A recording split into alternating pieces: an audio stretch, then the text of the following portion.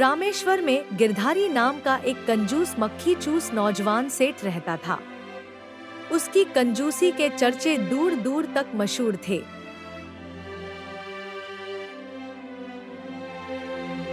उसकी कंजूसी के कारण उसकी पत्नी और बच्चे बेहद परेशान रहते थे।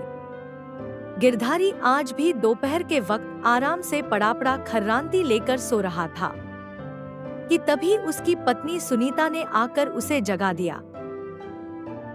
क्या हुआ? इतने अच्छे अच्छे सपने देख रहा था, क्यों जगा दिया मुझे? दोपहर के 12 बज गए हैं, अभी तक तुम कुछ पकाने को लेकर नहीं लाए। चिंटू को भूख लग रही है, आज दोपहर में कुछ खाने को बनेगा कि नहीं? अरे कल ही तो मैं भिंडी लेकर आया था, इतनी जल्दी खत्म भी हो गई। बोल तो ऐसे रहे हो जैसे कि कल 5 किलो भिंडी लेकर आए हो। तुम जो भिंडी लेकर आए थे, आधी से ज्यादा तो उसमें खराब निकल गई। और मत भूलो, चिंटू अब 12 साल का हो गया है। अरे अगर 12 साल का हो गया है तो क्या 12 हाथियों का खाना खाएगा? कुछ तो शर्म करो, एक ही बेटा है हमारा। मेरी तो समझ ही नहीं आता कि आखिर इतनी दौलत का क्या करेंगे आप? अरे अगर मुझे दौलत विरासत में मिली है तो क्या मैं दौलत ऐसे ही लुटा दूं? तुम्हें पता है पैसे कितनी मेहनत से कमाए जाते हैं। अब सुबह सुबह मुझे लेक्चर मत दो, जाता हूँ बाजार। सुबह नहीं दोपहर बोलिए जी। पता नहीं कौन सा दिन था जब मेरे पिताजी ने मेरी शादी आपके साथ की थी। एक आपके पिताजी थे जो कितने दयालु थे। उनके समय में कोई भी व्यक्ति खाली हाथ नहीं जाता था। और एक तुम हो कंजूस, तुम्हें अपने पिताजी का एक भी लक्षण नहीं है। हाँ, जानता हूँ, मैं पिताजी की तरह बेवकूफ नहीं हूँ। पिताजी एक बेवकूफ इंसान थे जो अपनी दौलत गरीबों और भुखमरों में लुटाते रहते थे। पर मैं अक्लमंद हूँ, मैं पैसे बहुत सोच समझकर खर्च करता हूँ। ठीक है, अब मैं आपसे बहस नहीं करना चाहती। जल्दी बाजार जाए और सब्जी लेकर आए, चिंटू भूखा है। गिरधारी झोला लेकर बाजार की तरफ निकल गया। पता नहीं मेरे बेटे को कितनी भूख लगती है। अब बताओ, कल रात के 10 बजे ही तो खाना खाया था और फिर भूख लगने लगी। ये कोई तरीका हुआ? मेरी पत्नी ने मेरे बच्चे को बिगाड़ कर रख दिया है। मुझे पूरी उम्मीद है कि मेरे बाद मेरी पत्नी और मेरा बेटा मेरी सारी दौलत पानी की तरह बहा देंगे। गिरधारी बड़बड़ाता हुआ जा ही रहा था कि तभी एक भिखारी गिरधारी की ओर लंगड़ाता हुआ आकर भीख मांगने लगा। भगवान के नाम पर कुछ दे दे बेटा। अरे ये कटोरे में 30-40 रुपए पड़े तो हैं, ये क्या कम है? तुम्हें पता है मैं 30-40 रुपए में 3-4 दिन चलाता हूँ। मैं आपको जानता हूँ छोटे मालिक, आप इस गांव के बड़े मालिक सेठ धनराज के बेटे हैं ना।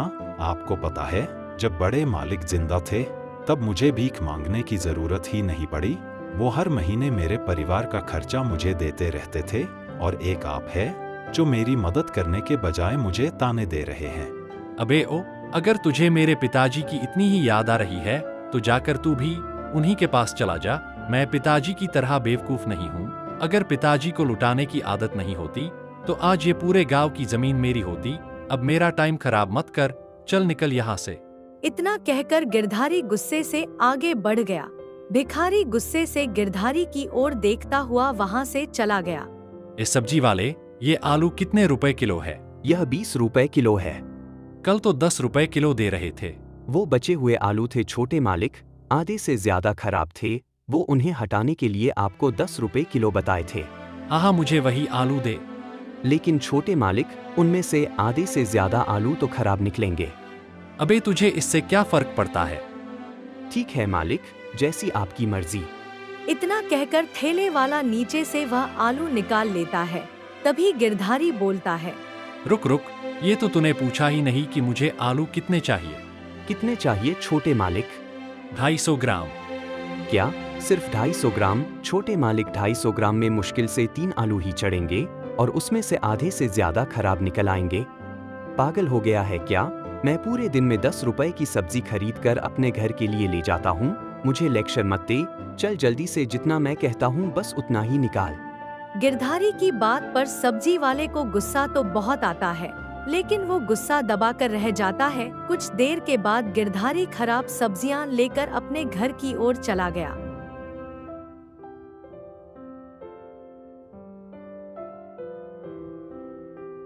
सब्जी देखकर उसकी पत्नी सुनीता का पूरी तरह से मूड खराब हो गया। ये क्या उठा कर ले आए जी? अब तो तुम्हारी कंजूसी मुझसे बर्दाश्त नहीं हो रही। तुमने तो हद ही कर दी। पागल हो गई हो क्या? पूरे 10 रुपए की सब्जी है, इससे तेल भी कम खर्च होगा। 10 रुपए की सब्जी क्यों उठा लाए? 10 रुपए का चाकू खरीद कर तुम मेरा गला काट देते, फिर अकेले ही रहना, तुम्हारे बहुत पैसे बचेंगे। चाकू खरीदने के लिए भी पैसे क्यों खर्च करूं? रसोई में पड़ा तो है ना। हे भगवान, मैं इस आदमी का क्या करूं? जाओ, नहीं बनाऊंगी सब्जी, मैं भूखी रहूंगी, तुम्हारा बेटा भी भूखा रहेगा। चलो अच्छा है, कम से कम एक दिन का खाना तो बचेगा। गिरधारी की बात सुनकर सुनीता पैर पटकती हुई उस खराब सब्जी को बनाने चली गई। गिरधारी फिर से आराम की नींद सो गया। कुछ दिन ऐसे ही और बीत गए, लेकिन गिरधारी की कंजूसी दिन पर दिन बढ़ती चली जा रही थी। एक दिन की बात है, सुनीता गिरधारी से बोली, देखिए जी, चिंटू के पास जितने भी कपड़े थे सब फट चुके हैं, उसके लिए कुछ नए कपड़े ले आए। पागल हो क्या? उसके लिए पैसे खर्च करने की क्या जरूरत है? घर में इतनी चादर पड़ी हुई है, उन्हें काट कर दर्जी को दे आओ। नहीं नहीं, दर्जी को मत देना, वो पैसे ले लेगा। तुम तो सिलाई जानती हो ना, खुद सिल लो। पागल हो गए हैं क्या? इतने बड़े सेठ के बेटे होकर ऐसी बात करते हैं। हमारा बेटा चिंटू क्या अब घर की पुरानी फटी चादरों के बने कपड़े पहनेगा? आपको नहीं लगता कि इससे कितना मजाक बनेगा? उसका कोई मजाक नहीं बनेगा। मुझे देखो, पिछले 3 साल से यही बनियान और यही पजामा पहना हुआ हूँ। किसी की हिम्मत है कि मुझे कुछ कहे? और चिंटू के कपड़े मैंने पिछले साल ही तो बनवाए थे। चिंटू की उम्र बढ़ती हुई है, तुमने जो कपड़े बनवाए थे वो फट भी गए हैं और छोटे भी हो गए हैं। मत भूलो कि चिंटू अभी बच्चा नहीं है। मैं और ज्यादा पैसे खर्च नहीं कर सकता। गिरधारी की बात सुनकर चिंटू की आंखों से आंसू आ गए। मुझे पूरी उम्मीद है कल को चिंटू और मैं बीमार पड़ गए तो तुम हमारी दवाई के लिए भी 1 रुपया नहीं दोगे। अरे पहले के लोग जब बीमार पड़ते थे तो क्या दवाई से ठीक होते थे? जंगल की जड़ी बूटियों खाकर ही मुफ्त में ठीक हो जाते थे। ये तो आजकल के डॉक्टरों के चोचले हैं पैसे बनाने के लिए। मैं साफ जानता हूँ, मुझसे ज्यादा अक्लमंद कोई नहीं है। बस बहुत हो गया, अब इससे ज्यादा मैं तुम्हें बर्दाश्त नहीं कर सकती। पत्नी होने के नाते तुम्हारी जितनी सेवा चाकरी करनी थी मैंने कर ली। मैं और मेरा बच्चा इस घर में अब एक पल नहीं रह सकते।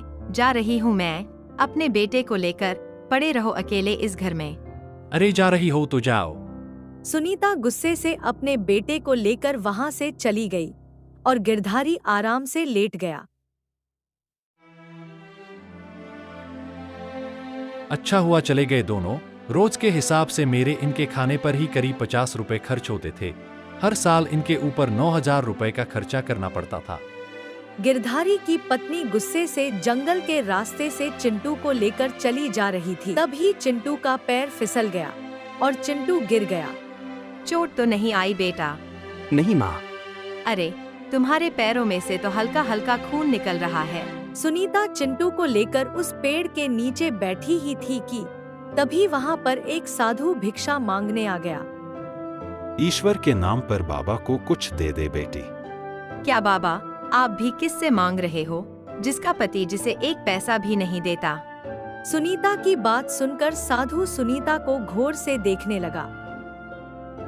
मैं तुझे जानता हूँ, तू सेठ धनराज की बहू है ना? अरे, आप तो मुझे सचमुच जानते हैं।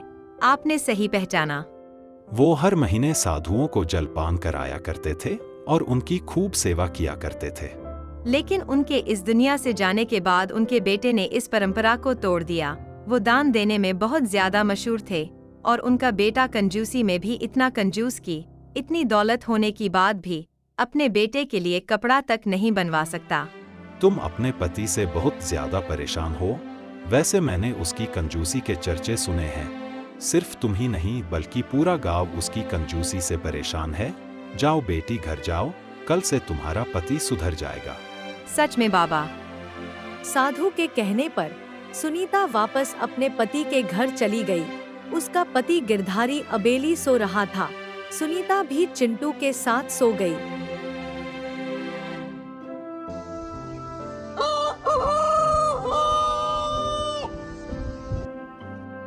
सुबह के वक्त किसी ने गिरधारी के घर का दरवाजा खटखटाया।